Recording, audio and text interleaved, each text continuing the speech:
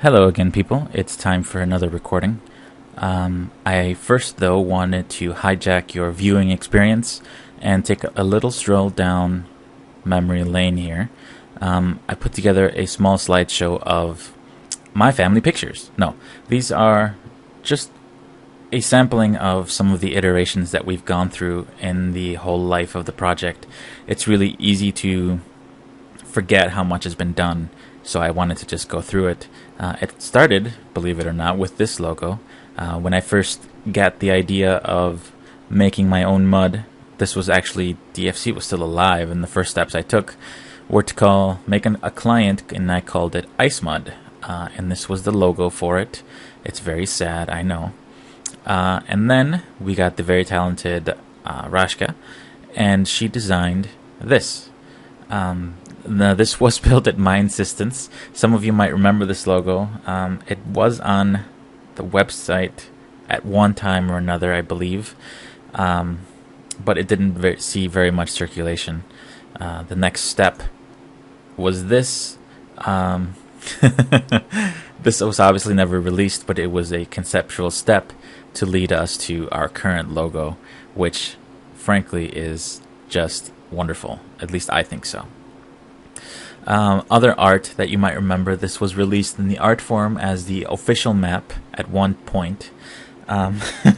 This following is what Rashka thought of that. She's quite fond of the pig butt here. Of course, we have a gaping head wound and a skull landmass here. Needless to say, we had to move on. I did get a contribution from Enki, who is currently not with the project anymore, but might be in the future. Either way, he did produce these wonderful maps that we will be using. This is the Mictlan continent, this is the Elheim continent, and this is the Kallen continent. And this is a conceptual world map. Not the entire map, but just a good sketch of how the continents relate to each other. This wonderful thing was the first client that I ever built. You can see it's labeled Ice Mud up here.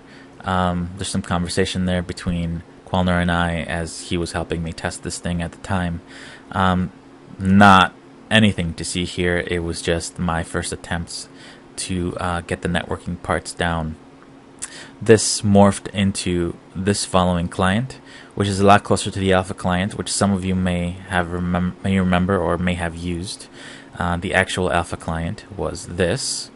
You can see the GUI here, the oxygen bar, which is probably not going to make it in its then planned form. It's very standard looking, obviously quick look as it existed. If I recall, this thing would actually remain active when you minimize the window and when you closed, if you still had it open. So yeah, it had its problems. And then, Rashka came on board and she put up this. This is the beginnings of what the client looks like now. You can see a lot of the same elements, a lot of the same look, actually. If anything, what you're going to see is just a more refined version of this. Now, this is actually pulled from the previous client preview video. Most of this was still just concept. This map pane didn't work at all. It was just, again, a concept. So we'll come back to this one in a minute. This is what I threatened Rashka with if she didn't get cracking on the menu. This was going to be the beta if I didn't have any official artwork. Thankfully, we do now have official artwork. You've already seen the creation screen and the menu, so we didn't end up with this piece of crap. But it's just interesting to see all this stuff. So just take a look at that, and now you'll see what the client looks like now. Just log in here. Okay, now I've got 3 characters now because there's something that I didn't show you. This is how your characters will be shown. There are 6 slots in total. Each slot will be colored with the gem of the realm that your character belongs to. So this dwarf is Elheim, so he is green.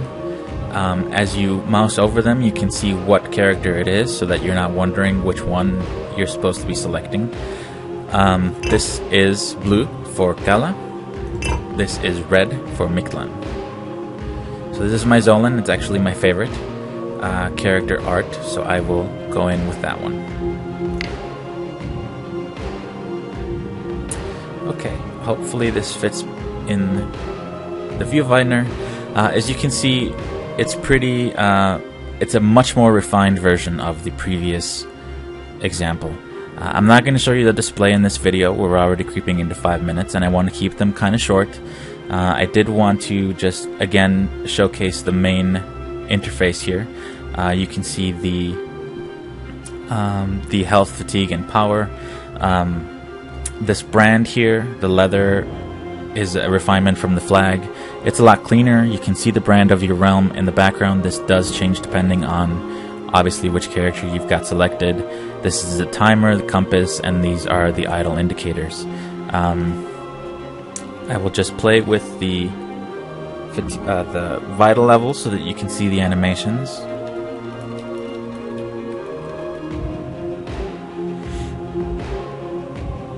And of course it's not working.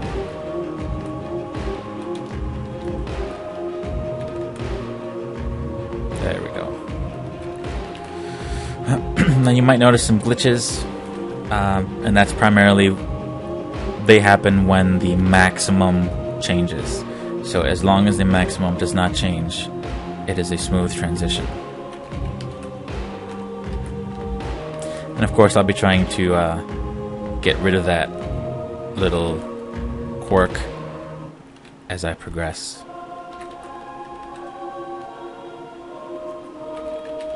One more for the road.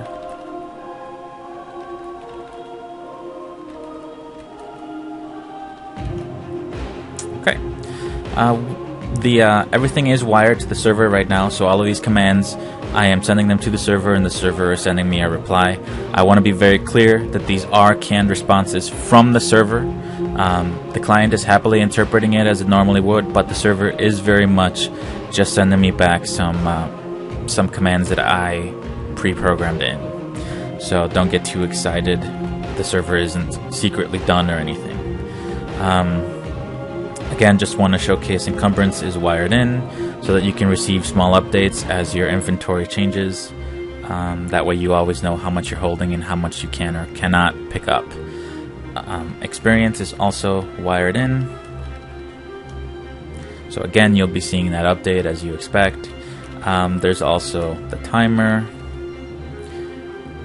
is set to go. Hopefully these animations don't look too jagged. I know the capture software kind of murders it a little bit, but you'll have to take my word for the fact that they're a little smoother than they appear in the video. Shards obviously can also be set. This is what happens when everybody's having a bad night. This is what happens when only Kala is having a bad night.